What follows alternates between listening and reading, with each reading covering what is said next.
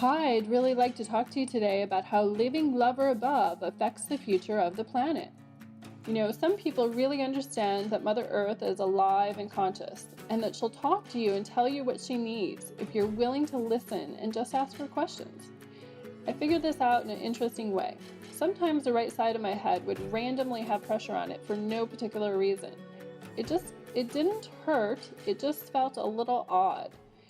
And one day I finally decided to ask my body what's up. Yeah, sometimes I even forget to ask things. I do. So I asked my body, what are you trying to tell me? And I became aware that the earth wanted something from me. And I didn't know what it wanted in particular, but I just decided that whatever energy it wanted from me, it could have. So inside myself, I thought, I am so grateful and thankful for you supporting me, and whatever it is you need from me, here you go. And then I sent it energy. I did this by visioning myself allowing whatever earth energy it needed to go through my body and into the ground. Now, I know this sounds kind of interesting to some of you, or maybe a little weird.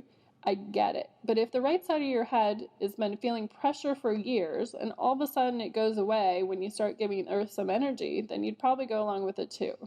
I find that the truth about what's really up sometimes is very, very strange.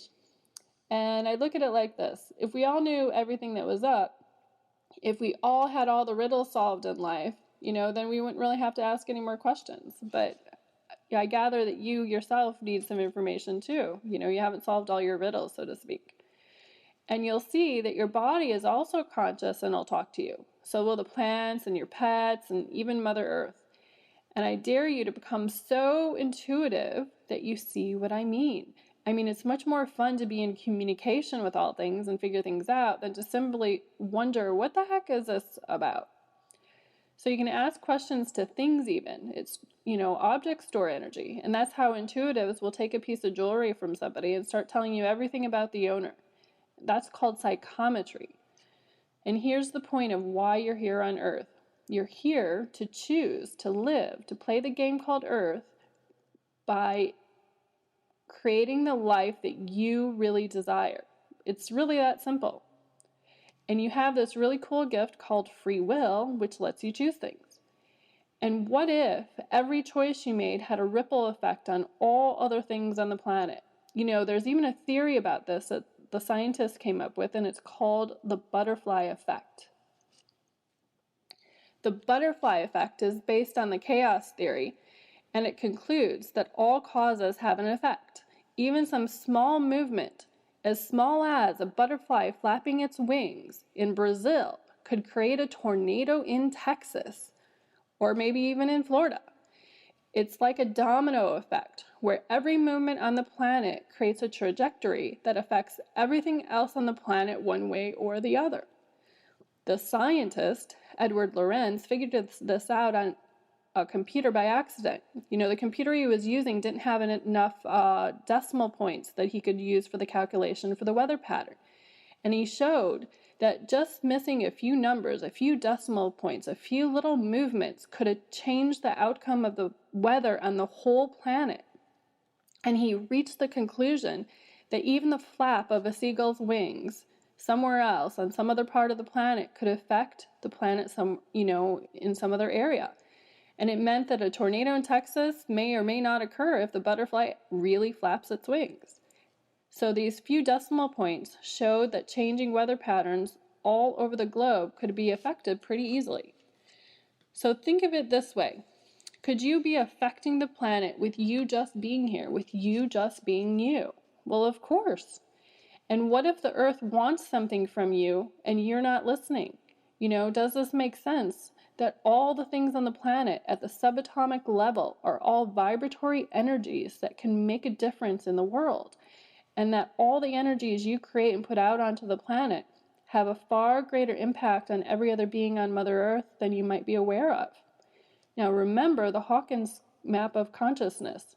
If you're being the energy of love, love can uplift 750,000 other individuals operating at fear-based agendas. And you just being on this planet affects the future of the planet. And what if you raise your consciousness so high that you positively influence the future? Since you are affecting it, it might as well be for the good. And what if us being a high vibration can change outcomes like a weather pattern, or you can change, whether or not there's an earthquake somewhere. Look at the Native American Indian rain dances. They pray rain, and it rains. I've witnessed these things personally. The beliefs and decisions and mores of a group, like the Indians praying rain, can have a positive effect on things. So what if we all create a group of higher consciousness people working together to evolve the planet to the highest and best outcome? What if you decide every day to do something as simple as holding the intent for peace above all violence, just like Gandhi did? That could really change some things. He proved in his vibration this changed it. His motivation, by the way, on the scale of 0 to 1,000, calibrated at 700, which is the energy of enlightenment. So him holding the intent for peace above all things changed the outcome. And what if you hold the intent that all living things receive everything they need to grow and prosper? And just start there. And that's why I'm doing this. In my earthly life game, I would love to see what's truly possible to really upgrade here. I have hopes that enough people in this generation create enough higher levels of energy so they can upgrade everything in the planet for the good of all. And you know what? Maybe this is a little Pollyanna. Maybe. But I have to believe that there's enough people believing enough good things to affect something. And it's what quantum physics says at its most basic level. We can affect and change the particles. We can affect and change the energy. Look at what Dr. Emoto did. He concluded in his water crystal experiment. Remember he had people praying and putting words of thanks and gratitude and love over different kinds of water, lake water, tap water, ocean water. And then he photographed the befores and the afters. Remember, some of the afters were just the blank water, and some of the afters were negative words like hate or lower vibrational, thought patterns. And there was a huge change in the structure of the water. He photographed this, that the prayers and thoughts affected it. And you too are made of 70% water. Bless your body. It's part of Mother Nature. Bless the Earth's body.